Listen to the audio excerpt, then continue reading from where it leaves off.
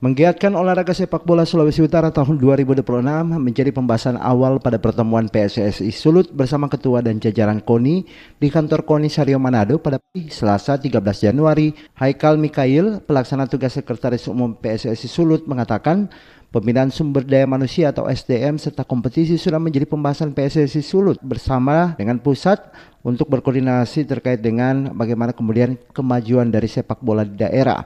Pasalnya PSSI Sulut dan juga pusat menilai pada olahraga ini di Sulut memiliki potensi besar terhadap prestasi dan minat olahraga dari masyarakat.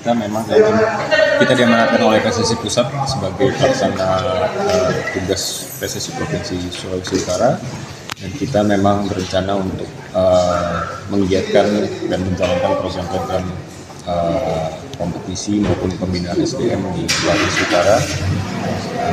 Kami mohon bantuan dan mohon dukungan dan mohon arahan dari Provinsi Sulawesi Utara.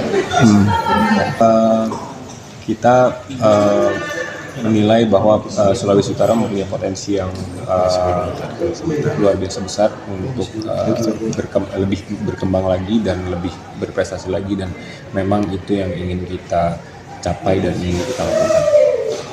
Dia pun mengatakan kompetisi Liga 4 akan digulirkan cepat oleh PSSI melalui technical meeting pengurus dengan melakukan pendataan kembali sirkuler untuk kompetisi tersebut berlangsung ke depannya. Demikian Hendra Asa melaporkan, RRI terus mengudara untuk Indonesia.